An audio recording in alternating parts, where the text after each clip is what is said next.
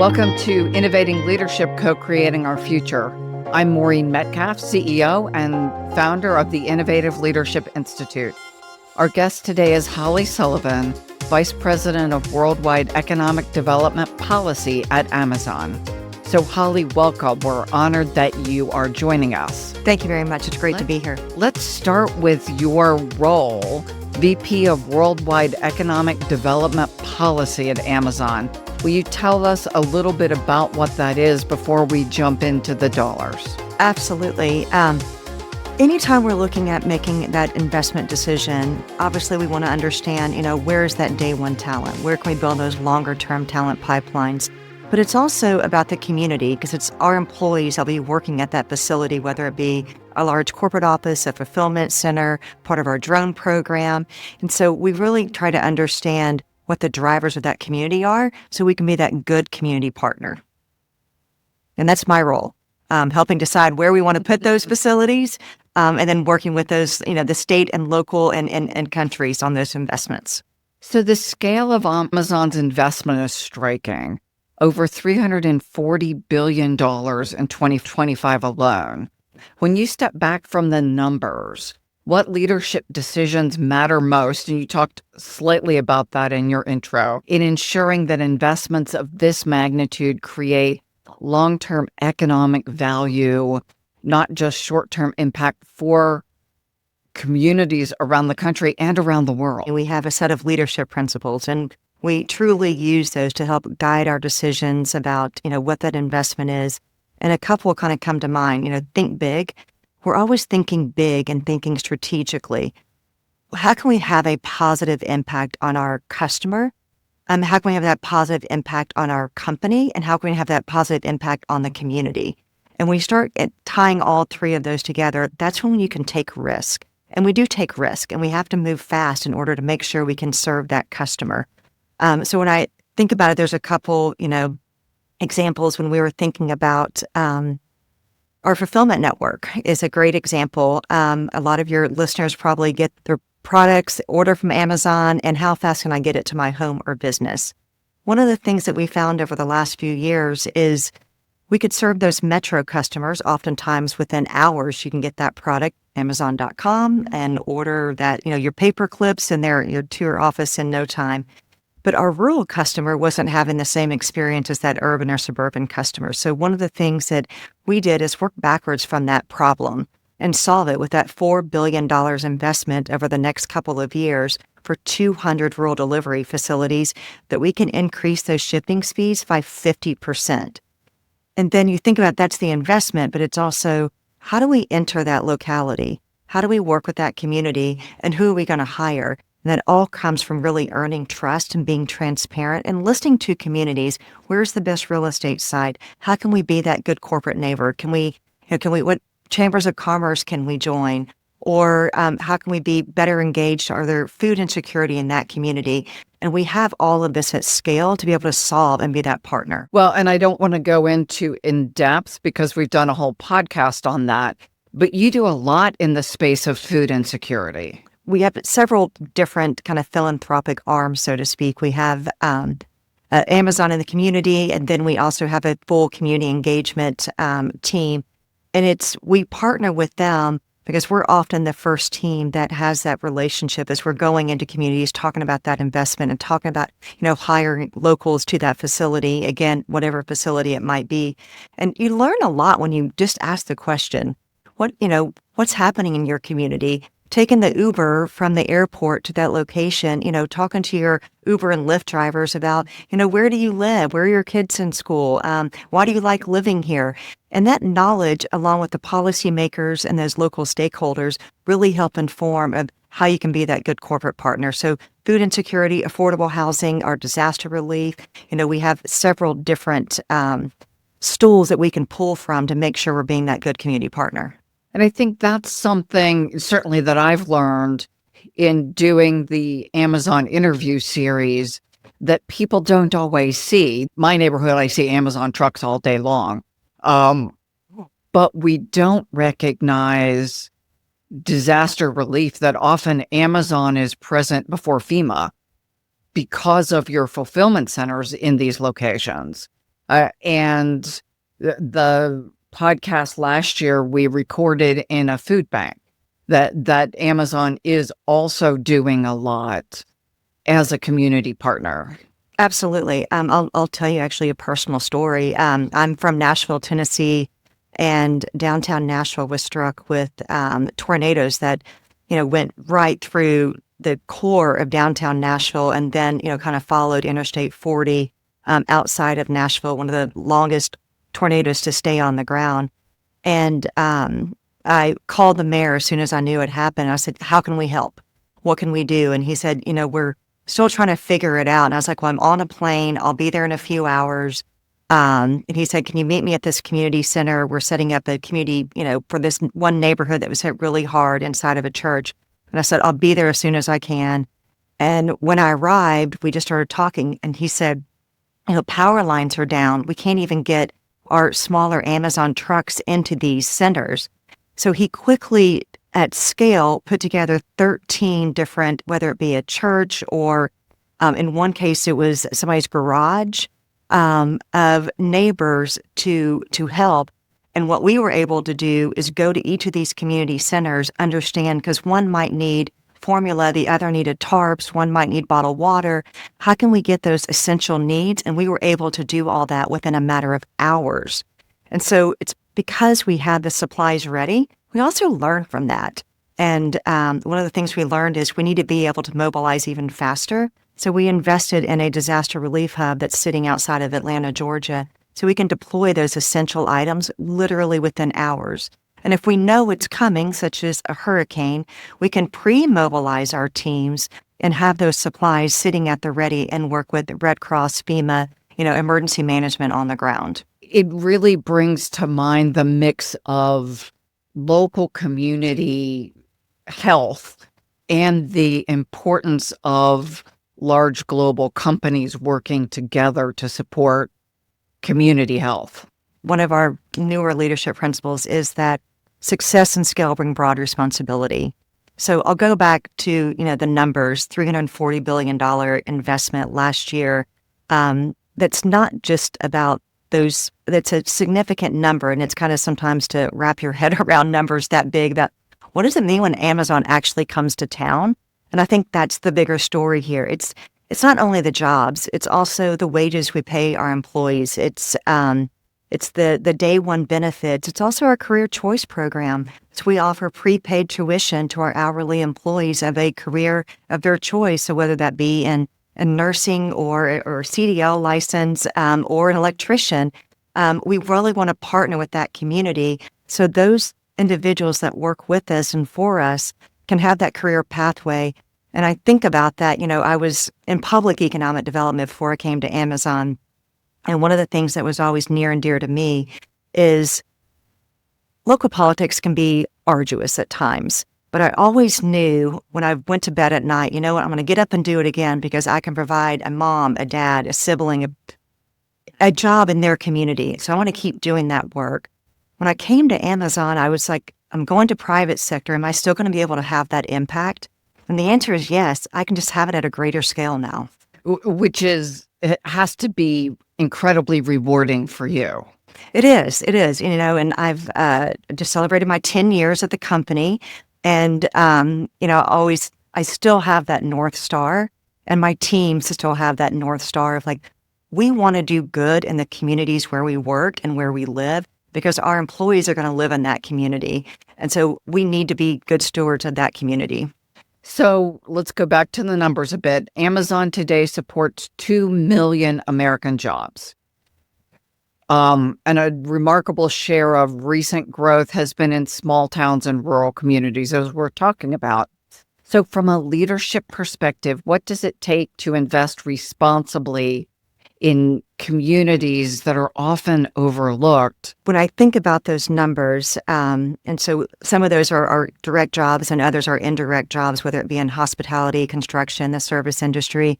But over the last 5 years, 2 out of every 5 jobs we've created have been in communities of 50,000 people or less. And so there's all your smaller communities.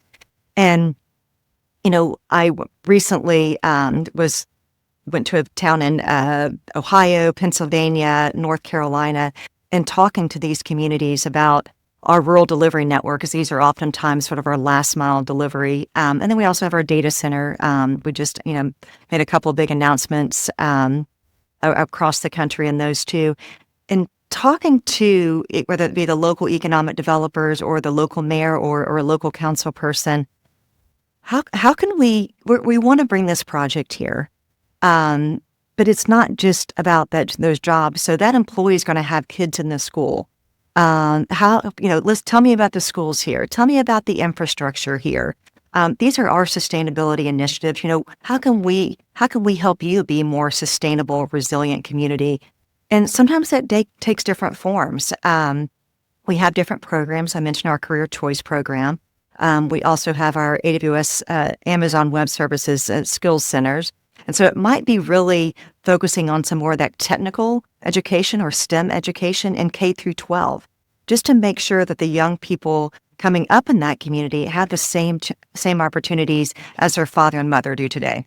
Yeah, I think you support junior achievement in our local community. Yes, we have, and Boys and Girls Club is another big one for us. We have, relationships in most major metros with Boys and Girls Club, Junior Achievement, Scouting of America. So a lot of those programs that build those kind of core skills for young people, we want to be a part of that. So now let's shift to workforce investment. So you've invested over $1 billion to raise wages and reduce healthcare costs, with average total comp now exceeding $30 an hour for frontline employees. So what does this level of workforce investment say about leadership priorities today? I think for any company, it's about the people, and it has to be about the people. And so ensuring we can have that competitive wage, our average starting wage is $23 an hour. Again, day one benefits, the same benefits that I have, all full-time employees have at the company. But it's also about teaching them those skills for that career pathway. And we've done a couple of studies, whether it be with, we have our Career Choice program, but we also have internal programs at the company. So if there is, somebody that wants to have a career in finance, we have a pathway where they can continue their education and their skill set inside Amazon while continuing to earn that hourly wage. But we also recently did a study with Oxford Economics that I thought was just interesting. And 5 years after Amazon opens a fulfillment center, we have data that shows there's more businesses opened, unemployment falls, over 12,000 additional jobs are created in the community, and Medicaid costs are lowered in that community. So that ripple impact of those jobs, whether it be 200 jobs or 1,000 jobs, is very real once we do come to town and make that investment. That seems significant because you talked about a lot of these communities have 50,000 or fewer people. Most economic development professionals do this, is you want an economic impact study. So as you're recruiting companies, talking to companies, what does that mean? And I think it's also important for our internal team members to know and be proud to work at Amazon. It's not just a job. You're part of a company that can make a difference in people's lives. Well, and even stretching into the sustainability space, what you're doing with the electric vehicles and other initiatives that we may not think about when we see all the vans driving through our neighborhood, that many of them are electric vehicles. What you're going to do with drones and prescription delivery, that people will get their prescriptions by the time they get home from the doctor. And there are some things that could be, from an energy perspective, incredibly significant, and from a healthcare perspective, also significant. I think at the end of the day, Maureen, when I think about everything you just said, it's a partnership. It's a partnership with the community. It's a partnership with the utility companies, because, there are areas of the country that we need to be thinking about. How can we be good stewards of water? How can we be good stewards of power? We obviously are investing heavily in data centers, and we're doing those partnerships with the utility companies, the large utility companies, to make sure that the residential payer is not paying for our data center infrastructure. The federal administration recently had an announcement. It's something that we greatly support also because, again, our investment has to be seen as a partnership because we need to be held accountable. And so is the community because, again, it's our employees living in that community. That's something that people also don't think about with the data centers, that you have significant recycling programs for water, as an example. You're not necessarily draining the aquifers to power data centers. And data centers are so much more sophisticated than they were 20 years ago that you don't have the same water requirements that you did 20 years ago for the cooling either. So technology has, continued to outpace, some of the built environment, and we're going to continue to be part of that innovation and investing in those resources too. We want to be a leader in that technology. Is there one of those investments that is nearest and dearest to your heart? Yes. I led the search for our second headquarters, which located in Arlington, Virginia. Very proud of that. And a part of that process, we also located a 5,000 purpose corporate office in Nashville, Tennessee. Nashville is my hometown. And at the time, it was the largest announcement ever in the state of Tennessee. So being able to go home and announce that Amazon was coming to town, this is a funny story. My mom still lives in Nashville, and she knew I was working this project, but she didn't know what it was because I had to keep it confidential. And she'd always try and trip me up on it's storming where I am. How's your weather?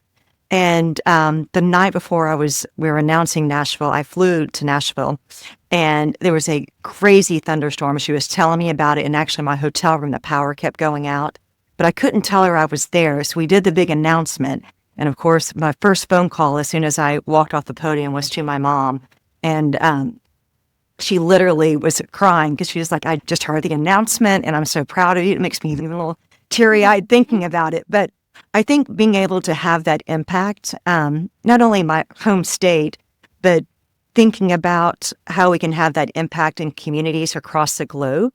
I think LEO is something I'm also, very proud of, but being able to support broadband internet to rural communities so small businesses, so educators can have that access in the most rural parts of this country, that is going to completely be a game changer for the global economy.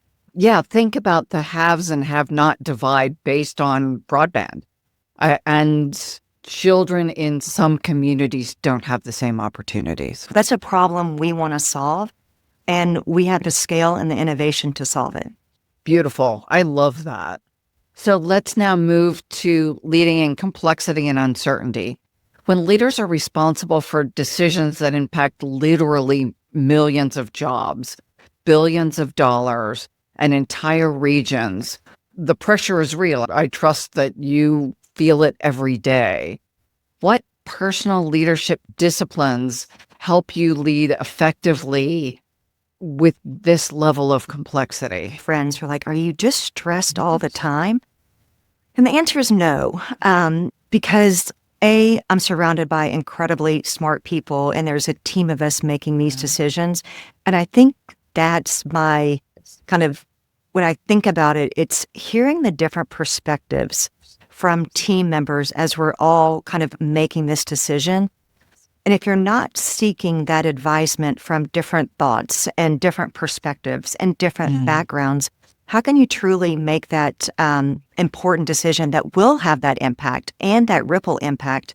And these are long-term investments for us. They also have another saying that if we're going to fail really fast, so you can learn from that. And then probably the second time around, you're going to be much more successful because you had that failure. You're just better informed. That's the two-way door idea that I fail, I can undo some things. I assume those are the things you fail fast. Things you can't undo, you don't fail.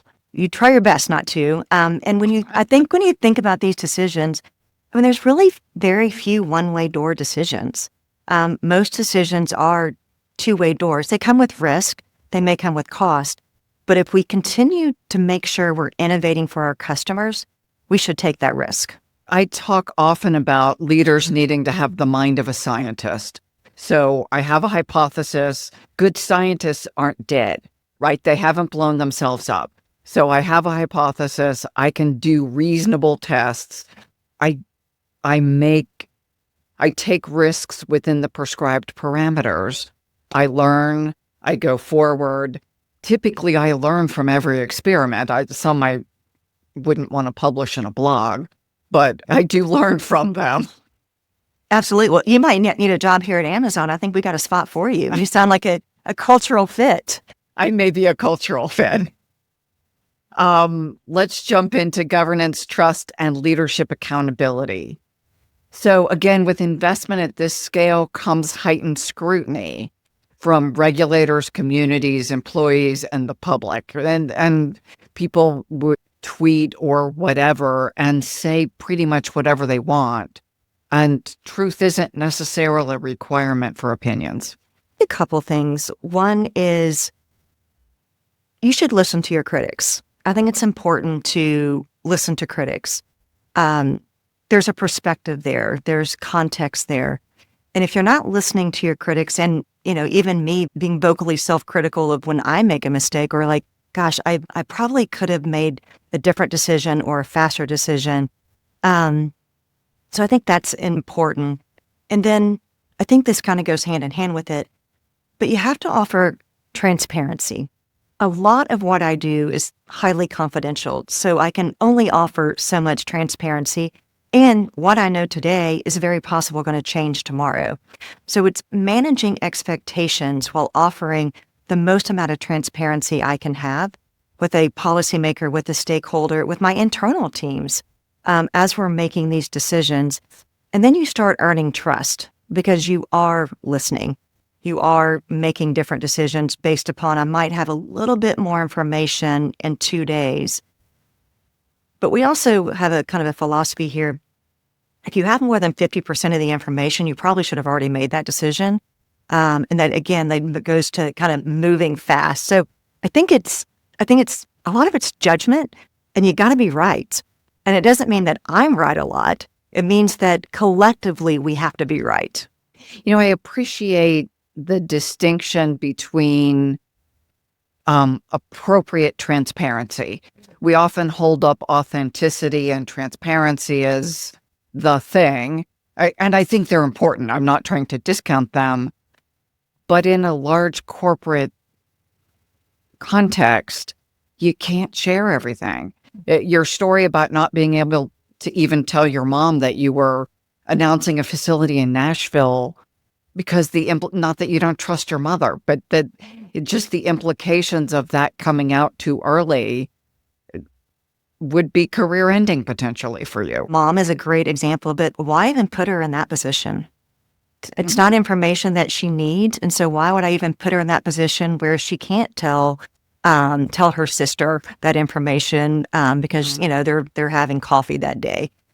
So I think it's also as we're building these relationships, you have to earn that trust. But some of that trust is also protecting things that we don't know yet, and telling the story as much of the information as I can tell you at this time, and also being honest and saying, I don't have all of it. We're building this plane as we're flying it, so to speak. And so when I get more information, I can share that information, but I don't have it all yet. The other thing that stood out is if you've got more than 50% of the information, you should have made the decisions. Decision velocity is one of the things we work on, and helping people get comfortable with what information they need to make a decision, the consequences, because inappropriate pace has a cost, too fast. And I'm watching a client, inappropriate, too slow, has significant costs as well. And to your earlier point, judgment, it sits in the middle. And the distinction between really good executives and really bad executives, it often comes down to judgment. Concur. And being able, I think, to work in that ambiguous environment really sets leaders apart. Sometimes I think it's something you can coach. And, I'm constantly communicating to my team and teams I work with on when you're helping guide that decision, just sit down and ask yourself, am I going to have more information tomorrow or next week that would inform this decision to make it a different way or go to a different location? The answer is probably not. So go ahead and make it. That way, again, you'll either fail fast or we can innovate for our customers quicker. The other piece of that is sense making. And how do you make sense of the information you do have? And you've talked about pulling people together, hearing specifically different points of view. And how does that help you make sense of the information differently than you would have solo? It's also pulling together different people from different teams. Because, you're going to have technical people, your lawyers are going to tell you one thing, your public relations team is going to tell you something different. And then, you want to think about, but for me, I always say, how is this going to benefit our customer? And how is this going to benefit the community? And what are the opportunities and risks with each of those? So let's solve for the challenges and let's create more of the opportunities and break it down more simplistic. And then you kind of can get your answer and whatever decision you need to make pretty fast. Well, the other thing you've talked about also is long-term and short-term, that often what seems like a good idea quickly doesn't age well. We used to have a phone, the Fire phone. It was not a superb product, and so we no longer have a Fire phone. We've made many different decisions, even within our fulfillment network, which I think is, our last mile is very visible because that's how people see the trucks coming down their residential street. We don't always get it right there either, but we're able to learn from that and make the different decisions. And I think that's also what has led us to the importance of that last mile delivery experience with our customers, making sure that we're consistent, we can scale it, and the reliability. Our customers want that reliability, and that's why they'll choose us again and again. And yet that's balanced with partnering with small businesses who know the community, but you may not know their reliability going in because no one says, I'm unreliable, pick me. You're right. So that's our hub delivery program where we partner with a local florist in a community, and it's a great way to supplement our delivery routes while also, they're making some extra money. And we haven't always gotten those right, but we can continue to work with those partners on giving them feedback. Feedback is a gift. Some people take it well, some people don't take it so well. But when you're in a partnership and when you're in business together, it's important to give each other that feedback. And they also can give us feedback about how we can be a better partner to them. And so it's that two-way feedback that I think is important. And the hub delivery program is, continuing to be, it's iterative right now, but we're looking at scaling it significantly. Yeah, I assume that feedback is crucial both sides because they're a different entity than people who are employees of Amazon. We work a lot with our small businesses because 60% of our online sales are those small and medium-sized businesses. But we don't always know the community, and we might not have been in the community for 20 years, such as, a local florist shop. So we also can give that, how can we be that better partner, and what are the best routes? Oh, we probably don't need to go down Smith Road because the shoulders aren't wide enough. Oh, well, that's not what's showing up in our Google Maps. So there's all sorts of two-way learning. Sometimes it's very simplistic, but again, it's very meaningful to our customers and the communities where we operate. I live off a ravine. I walk my dog every day. Almost every day, someone stops me trying to figure out how to get someplace. So I get the Google Maps doesn't necessarily help my local Amazon drivers. Yes, and when you get to the rural areas, it is much worse. And we do have our own mapping system, but I don't know. Again, I just go back to that local feedback. It's just such a great gift. Which one leadership choice do you believe senior leaders and boards should make in the next 30 days? That's a good question. There's several I could give here. One of the things that I think has been extremely kind of changed who Amazon is our community engagement program. And whether it be with our affordable housing, which is a $3.2 billion affordable housing fund, our disaster relief, and then that kind of hyper-local community engagement. I wish that all companies would think about how they want to be the best corporate citizen in whatever community they operate. Amazon's continuing to double down on that and what's important. But I'd like a call to action for all companies to think about it, even small businesses and small companies. Joining and supporting that junior little league, a few $100 check is so meaningful to that community. So get involved in your community and take action and implementation and be that good corporate citizen. You and I were talking about our university board work, and that we both personally give to higher education and money and time, because we value what I'm assuming, and you do it for the same reason I do. We value what we gained, and we want to make sure the next generation gets similar advantages. And sometimes the time is more important than the money. I mean, there are financial resources that, community colleges, K through 12, even our local PTAs, they need the financial resources. But having that time commitment, I think, is so invaluable, whether it be mentoring or reading to, a kindergarten class. And I'm a big believer in mentoring young people, and I've done it at the university level, at the community college level, and at the high school level. That hearing from, and maybe it's also hearing from women that, have worked really hard. And went to University of Tennessee and did my master's at University of Tennessee. And how do you open those doors, but how do you make those decisions and, kind of work your way up that career ladder successfully, while also continuing to build bridges? And I think, one of my big philosophies at the company and externally is always build your bench. It's good to have people that you can trust inside your community and then external to your day-to-day work. And again, I think that's another call to action, is encouraging all leaders to build their bench with their community. What advice would you give young women? You talk about mentoring women, young women, high school, college, 20s, 30s, looking at moving into a role like yours. I assume you got there by both hard work, being super smart, but also that people gave you a hand up when you needed it. Build that bench. Ask for help, ask for feedback. And it's amazing how those doors start opening for you. You do have to work hard, and you have to earn that trust. The other thing is, I think that a lot of women have it in their head, they have to have this, work-life balance. I don't believe there is balance. I think that you have to create your own harmony.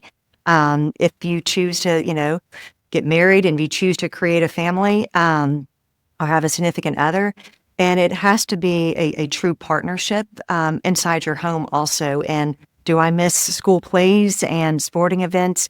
I absolutely do. But it's a constant prioritization of sometimes work's a priority, sometimes family's a priority. And guess what? Sometimes I'm even the priority. Given what you do and the amount of judgment you need, I assume that you have some kind of routine for fitness and recharge.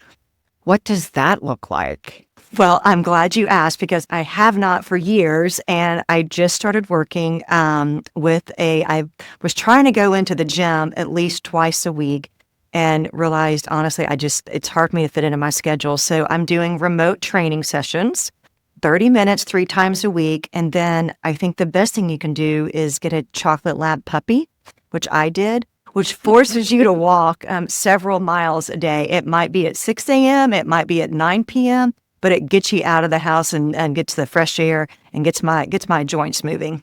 Yeah, I have a pit bull, and the reason I do is when I got her, I was single, and I was maniacal about 10,000 steps a day, which usually finished up between 11:30 and at midnight at night, because I'd, wrap up work and realize I haven't gotten my steps.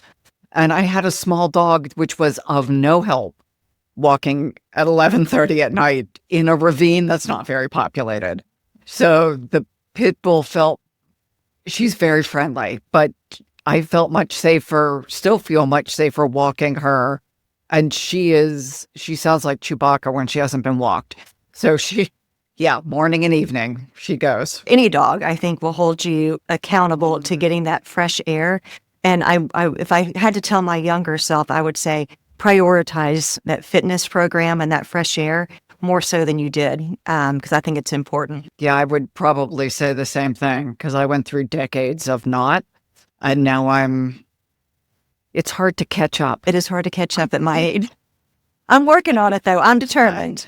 I'm probably slightly older, and I'm trying to recover from 20 years of less fitness than I wished. Yeah, I understand. But I think it's never too late to start. I have an 11-year-old daughter, and she wanted to get into tennis. And I was like, okay, I've never had a tennis lesson in my entire life. So at 51, I took my first tennis lesson. Congratulations. Thanks. I'm not very good. Do you and your daughter? I'm not good, but I enjoy care? it. She does not. She loves it. So we go out there and hit balls, and so it's fun. That's the thing that makes our hearts happy, and our hearts make the rest of us healthy in some ways. 100%. And I think, again, healthy mind, healthy heart, that'll make you successful in anything you do. That's a great way to wrap. Holly, thank you for what you do for Amazon, what you do for women, what you do for your daughter. It's been a delight to talk to you. Well, thank you. Thanks for giving me the space to do it. And to our listeners, I hope that you are able to follow Holly's guidance and find a way to give back, whatever that looks like, large or small. And your leadership matters. All of us right now pulling together to make a positive impact on our world leaves us better off.